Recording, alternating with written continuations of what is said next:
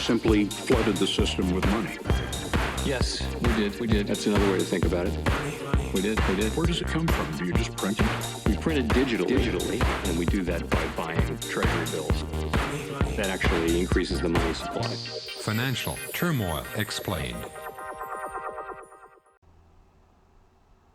Good day, ladies and gentlemen, and welcome to the show on this.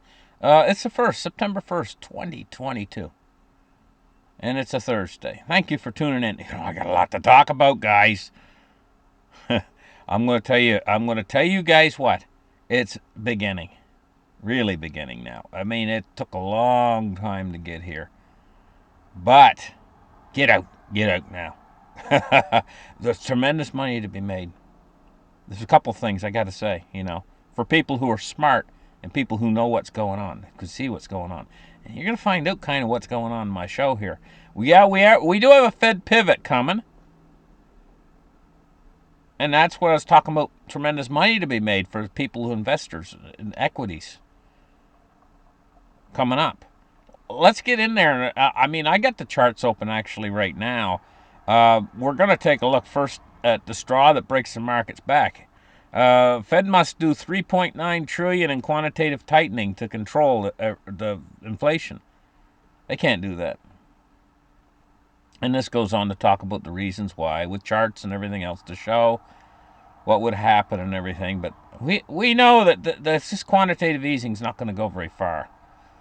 They're starting with $95 billion a month this month. They're not going to get very far before the pivot. The markets are turning down now, and they're going to turn down fast and hard. I'm expecting the markets to go down to 25,000. The Dow. They're going to pivot around. They're going to change direction. The Fed is, because they told you they're data dependent. They're going to chicken. In other words, this is a game of chicken between the markets and the Fed, and the Fed's going to be the ones who's going to pull over to the curb. They're going to lose their pink slip. In the old days, they used to play that game of chicken. Two cars that headed each other. Pink slip was the ownership of the car. The first guy to swerve and hit the ditch, well, he lost his pink slip to the other guy. So the Fed, it's like poker. It's like holding the can. They're going to have to fold. Here it comes. We got a lot of stuff to show you guys. Taking a look at the silver price today. $17.72, down 27 cents on the day so far.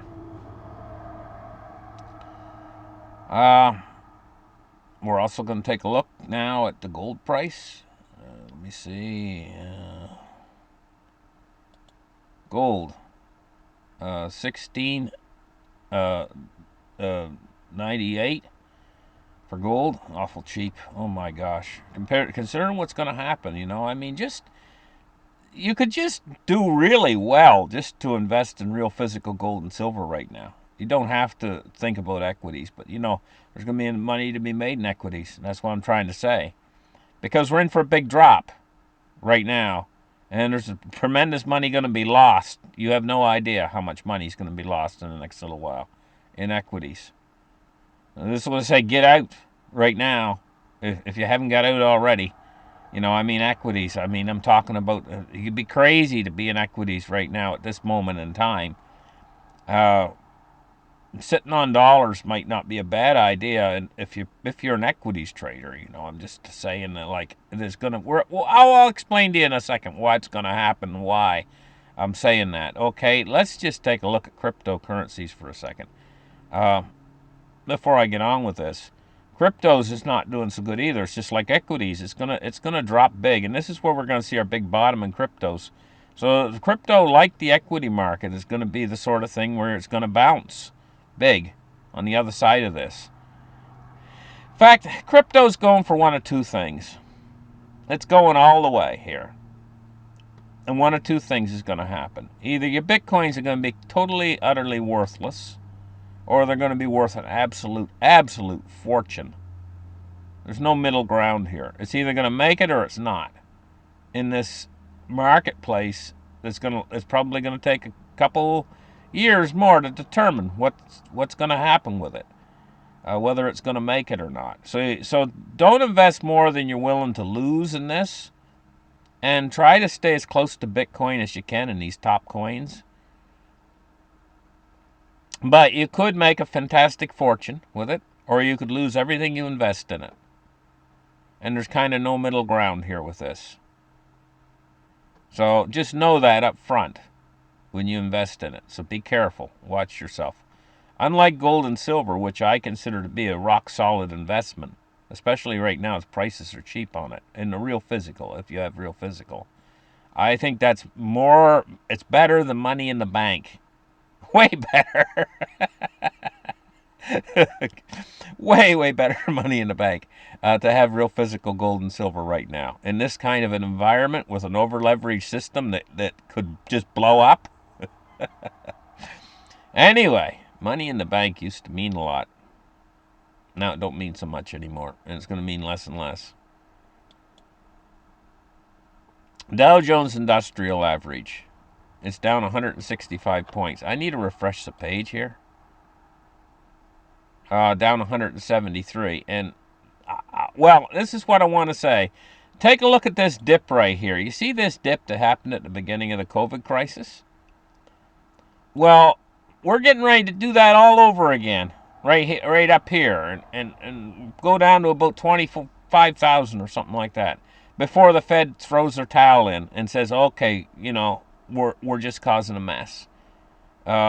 Sorry, but the Fed's going to say sorry, but we've made a big mistake and we're turning around here. Something like what Ben Bernanke did back in the taper tantrum. They're going to be forced into a capitulation. The Fed will capitulate. Because they can't stop the inflation anyway. And it should be plain and clear that they can't do that. So we're going to play this out all over again. This big drop, right? And then a sell-off, in other words, and then the Fed turning around and the market's bouncing back. If you can catch that, I'm not saying to catch a falling knife or anything like that, but I'm just saying that if you can catch that bottom, and I'm sitting here telling you guys, I think the bottom would be around, I probably should keep my mouth shut because you guys, this is very valuable information, that I think the bottom's going to be around 25,000. But I could be totally wrong, and that's why I should keep my mouth shut, because maybe it'll only be 30,000, or maybe it'll be 28,000, or maybe it'll be 20,000. I just don't know exactly. I'm just estimating. And I figure when I was saying those other numbers, right? I was saying maybe it'll be 20,000, maybe it'll be 30,000. Well, see, what's 25,000? That's what I'm saying. It's right in the middle of all that.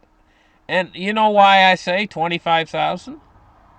Well, you should be picking up on it. That's mediocrity. That's in the middle of all of it. And generally, that's the most likely path, is mediocrity. Everything that happens in the universe. Your most likely explanation for everything that happens in the universe is somewhere in the middle. That's where generally things tend to find themselves, is generally somewhere in the middle. Like this crisis is coming, just dead ahead of us. It's absolutely unavoidable because of the math. But where will the crisis fall? What will probably somewhere in the middle. Like, in other words, there's some people out there say, oh, we're all going to die. It's all going to be over. It's at the end of the world. Well, that's one end of the spectrum. And what's the other end of the spectrum? Nothing's going to happen. It's going to continue on like it's been continuing on. Well, we know that can't happen either. So what's the most likely outcome is something in the middle. Something that's not as bad as the people who say we're all going to die and it's going to be the end of the world. Not as bad as that.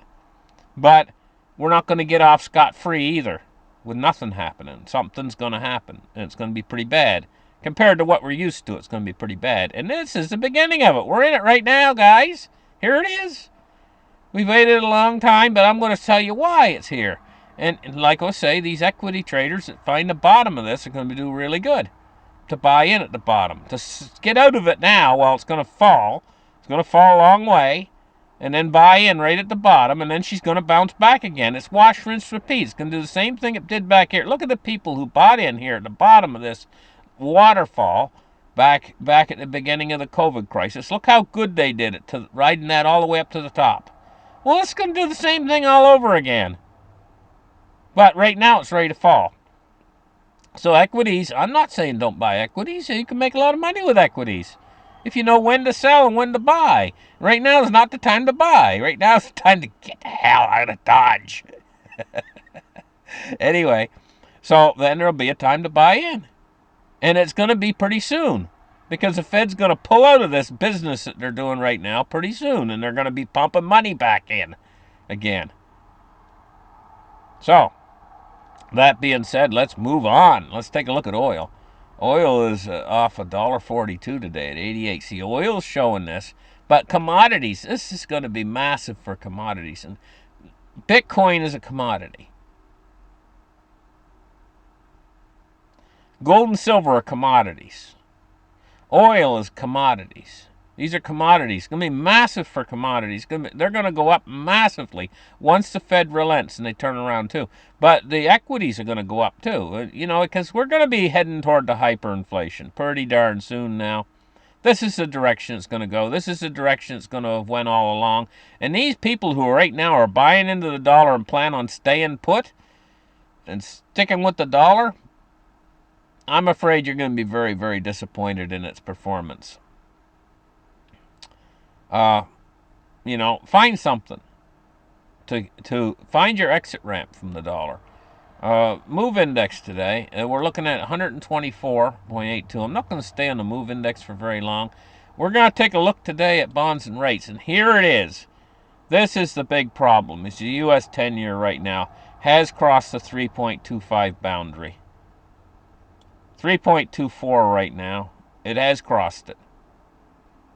That is big, major. We've seen a bounce in the 10-year, and this is that boundary of 3.25 I told you guys about. This is the BSOD. Like, if you're a computer person out there, you know what a BSOD is? In Windows, you get a BSOD. It's called the blue screen of death. I used to build computers and stuff, and if you get a motherboard that just keeps doing BSODs, you might as well throw the motherboard in the garbage, practically. At least when I used to build computers and stuff. The blue screen of death. Well, this is a blue screen of death right here. When the U.S. 10-year crosses 3.25 and keeps going higher and explodes to the upside, this is the blue screen of death for the financial system. This is really big. And I've been waiting for this to happen. I knew it was coming. And we're touching it now. We're touching the we're just touching the 3.25. Now, we touched it before. And we got away with it. But if she shoots higher and it's poised, we got big problems. Okay? So we're right on the verge of big problems. Let's take a look at the dollar index today, and it's at 109.25. Listen, thank you guys for listening to my show. Like and subscribe. Remember, my supports my channel for $1 a month for my Patreon, and I'm working on stuff. I'm trying to get a good quality show for you guys here, and we're working on the Patreon too right now. It's like a road under construction, my show right now. It's like I'm fixing the potholes. Yesterday's show, the audio wasn't that great. Today I'm working on that, trying to get the audio better, trying to get something a little bit higher quality product. Thank you guys for listening, and we'll catch you guys in the next show, and you guys have a great afternoon. Bye-bye.